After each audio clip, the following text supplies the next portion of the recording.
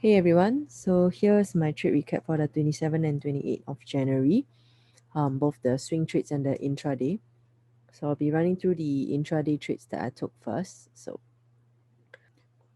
here was my trade on the 27th during the London session. It was quite a late trade because New York was ranging. So how I took the entry was actually based on the 1 hour. So this candle actually forms support, and when the next candle actually respected this support and flipped bullish, I took my entry when it passed the bodies. So unfortunately, when this candle actually closed bearish, I cut off half of the position in case it came back down. But I was fairly confident that this price would continue back up to fill this clean candle on the left, because this was a strong zone, and then we also see that these wicks at the bottom were making higher lows. So this was quite an easy move, just that the wait beforehand when this candle was forming took quite a while, so that tested our patience a bit, but the payoff was quite good on this. So because I cut off half of the position already when this trade actually closed bearish, the overall profits was just slightly below the risk that I put on at 0.4%. So then this was for today's trade, the 28th of January, during the London session. So this was the same 4 hour strong support that held. So how I took this was when this candle, so it looks like it's difficult to see here, but at entry, this candle actually came down, held the support, and then when it flipped bullish, I took my entry. However, after that, it then came down again. So what I could have done better on this trade was, once it broke below this support, I could have cut half of the risk off so that I could have reduced the amount of risk that I actually got hit with. That would have easily half the 2.58% risk. So this was how I could have done this better. So the potential target was obviously this clean move on the top, but I think because this was a very strong move, price needed to do a deeper retracement into the zone below before actually coming back up again. So that brings me to my third trade, because I was overall long bias on GJ. So I held my bias throughout the entire session. This was the first loss that was taken during London. I waited till New York so to take my next trade. So on this, how I entered was with this support being formed off that strong zone at 144,300. I waited for the next candle. Again, same thing, to hold the support with the lower wick, and when it flipped bullish, I took the entry on the 1 hour. So there were a lot of confirmations for these trades. For this trade, as we can see, the bearish candle firstly, this one here, the lower wick was really tiny. So the next candle, when it closed bullish, it confirmed this support was holding. The third confirmation I got within this candle was when the 15-minute also closed above its own range within these two candles. And finally, the entry candle wick low respected this support. So all these confirmations led me to trust the trade, to go to at least this clean move on the top. And then after that, this whole area here was actually quite clean on the 4 hour. So that was actually the final TP that I was looking at. However, after entering the trade, it was very slow, even during the North American Open. So when it rejected this area hard and came back down, I closed off half of the position. So why half? Is because this candle, the bearish one, had no bottom wick on both the 30 and the 1 hour. So it showed me that the buyers were still sitting below here, ready to buy price back up.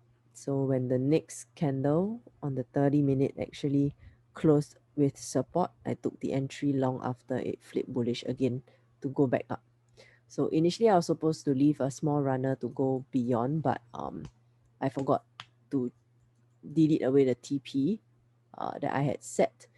Then I missed out this move here. But either way, it was still a profit, and I ended the day in profits even after the first loss. The thing you can learn from this is just to stick with one bias and only look for trades in that direction to make trading less stressful. So for my swing ideas, yesterday I took three different swing ideas which I held. Two of them were losses. So for this one, this is Euro AUD.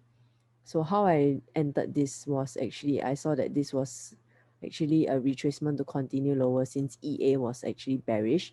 So when this candle, the bullish one, closed without a top wick and then finally closed with a bearish candle after that, I knew that this zone was being respected. I then entered my trade short, but because there was this previous level of support here, I thought that if price would come up to that area, then my shorts would be invalid.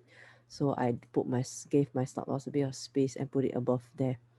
However, after that, price chopped and held the 4-hour zone for a while before coming back in again. And then finally, when this resistance was broken, I cut the rest of my trade because this area here, even though it pushed back down below the resistance again, it failed to break this lows. So I was a bit more careful with it. And when price actually came back and broke this resistance, my shorts were invalidated. So that's how I managed this trade. So the next loss that I took was actually on AU. This was a very careless mistake because usually when I take a 4-hour trade, I wait for this candle to flip bullish before I take my trade. In this case, I didn't. I just set a pending order here with my stop loss below the zone, and then I anticipated that price would hold this support since it already closed there after this strong rejection and then go up to clear these moves. But in this case, price continued lower. So on hindsight, the flip bullish is very important for me to catch this 4-hour move up with confirmations that price is going up. Plus, these longs were less likely to happen because AU was already having strong bearish pressure down since it was already making lower highs. So I should have been a bit more careful with this trade. And finally, today I took a win on EJ. So it was very choppy, but I didn't really watch the trade, so it helped with my psychology a bit while waiting for the trade to develop. So this entry was made pre-London when the 15-minute actually held the 61.8 within the wicks. So when support formed, I took the entry long when the next candle flipped bullish, and then all these wicks, when it came down, it was a bit uncomfortable, but I reminded myself that every single wick is not closing below my key level of 61.8 fib and still closing above this previous area of resistance. So my buy should still be good.